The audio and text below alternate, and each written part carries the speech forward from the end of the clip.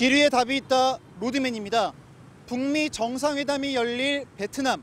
일부에서는 전쟁을 치렀던 나라들의 자본까지 적극적으로 끌어들이고 있는 베트남의 경제 정책을 살펴봤는데요.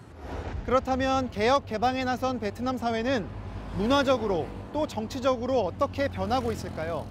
이런 변화는 북한에게 어떻게 비춰질까요?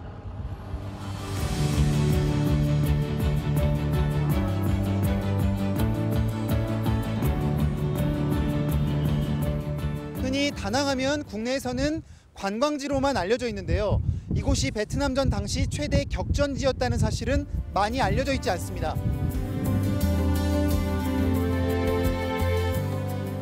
베트남의 북과 남을 잇는 전략적 요충지다 보니까 당시 전투도 굉장히 치열했다고 하는데요. 아직도 40년 넘었는데도 총탄 흔적이 그대로 남아 있습니다. Thì hồi xưa ở đây là những cái địa điểm lịch sử, những cái đồn này là hồi xưa là chiến tranh, là những cái đồn canh. Thì đúng rồi, vì cảnh đẹp Việt Nam. cảnh đẹp. 네, 지금 밤 시간에 시내로 한번 나와봤는데요. 지금 제가 횡단보도를 걷고 있는데 이 횡단보도를 왜 만들어놨는지 모를 정도로 지금 도로가 오토바이를 가득 차 있습니다. 지금 이 도로변에 있는 매장들을 좀 살펴보니까요. 이게 외국계 프랜차이즈 전문점인데 지금 이렇게 빈자리를 찾아볼 수가 없고요. 한국에서도 많이 보던 아이스크림 전문점도 이렇게 자리 잡고 있습니다. We very much like it here. Sometimes it's not easy to find in a communist or socialist country, right? We're just here for 11 days on a vacation. The United States was the enemy of Vietnam, right? 46 years ago. 전쟁이 끝난 지 44년. 미국 공군의 거점이자 고엽제 보관 창고였던 다낭 공항은 국제공항이 되어 외국인들을 맞이하고 있습니다. 지금 보시는 이 미케 해변은 전쟁 당시 미 해병대가 최초로 상륙했던 곳입니다. 우리로 치면 인천 상륙작전이 벌어졌던 곳이죠. 이곳 다낭은 최근 들어 매년 30%씩 외국인 관광객이 늘면서 지금은 연간 300만 명 정도의 외국인이 찾는 세계적인 관광 도시가 됐습니다. 국제도시가 되어가는 다낭. 젊은이들은 어떻게 받아들이고 있을까요? 이곳 젊은이들의 생각이 어떻게 변하고 있는지 한번 직접 만나서 이야기를 나눠보겠습니다.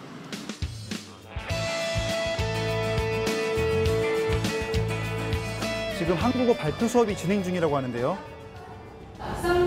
이 운동은 민족의 목표가 완전히 가족 독립을 이룬 것을 감사합니다. 안녕하세요. 페이스북 나 친구 제일 많다. 한번 손 들어볼까요? 나 몇 명까지 있다. 자, 몇 명?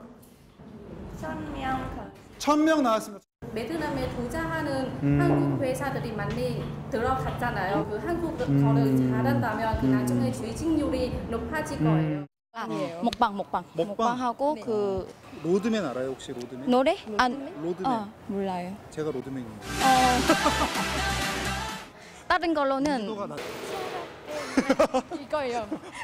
현재 학생은 1학년부터 4학년까지는 400명 있습니다. 학생 일자리는 넘쳐요. 우리 3학년 학생들이 거의 일자리는 거의 구했어요. 개혁 개방 이후 베트남 사회 얼마나 달라지고 있나 깔끔하게 정리해드립니다. 2017년 미국의 한 여론조사 기관이 세계의 주요 국가 국민들을 대상으로 미국이란 나라에 대한 호감도 조사를 했는데요.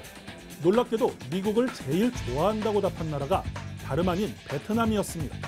전통적인 친미 국가들보다도 높은 수치였죠. 베트남 사람들이 과거의 앙금에 크게 개의치 않고 있다는 뜻으로도 볼 수 있을 겁니다. 국제사회의 시선도 많이 바뀌었습니다. 고집스런 공산주의 국가에서 평화로운 휴양지라는 인식이 자리 잡으면서 베트남을 찾는 해외 방문객은 20년 만에 10배로 뛰었습니다. 비단 관광뿐 아니라 가장 민감할 수 있는 국제 외교와 정치, 군사적 영역까지 베트남은 변화를 거듭하고 있습니다. 로드맨이 그 현장에 갔습니다. 지난 2017년에는 이곳에서 에이펙 정상회의도 열렸습니다. 한번 들어가 보겠습니다.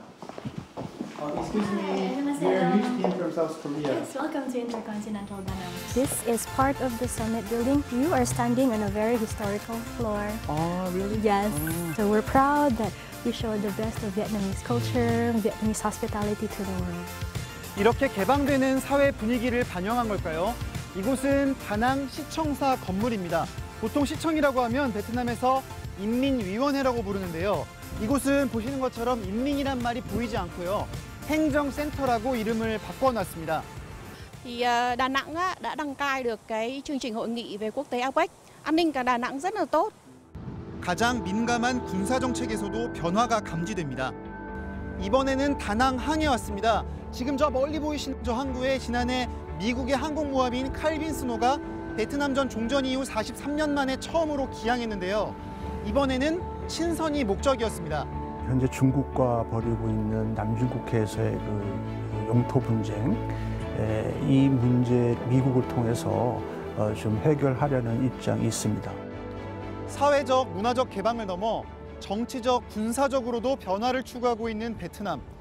미국이 바라는 북한의 미래 모습도 이러할까요? 또 북한은 이런 변화까지도 수용할 수 있을까요? 베트남 모델을 추구한다는 북한, 가능성은 얼마나 될까요? 경제 개방뿐 아니라 사회 전체가 문호를 열어가며 전면적인 변화를 추구한 베트남의 결단을 그동안 일부 특구만 여는 제한적 개방을 해왔던 북한이 따라갈 수 있을지는 미지수입니다. 그럼에도 북한은 단번도약, 빠른 성과를 바라지만 베트남은 여러 시행착오를 거쳐가며 30년 넘게 장기적으로 추진해왔죠. 물론 맨손으로 시작한 베트남에 비해 향후 우리나라나 미국, 일본 같은 주변 선진국의 지원을 받게 될 북한이 훨씬 수월할 수도 있겠지만 가장 중요한 변수는 따로 있다고 전문가들은 말하고 있습니다. 남북한에서 모두 대사를 지낸 외교관의 얘기 한번 들어보시죠.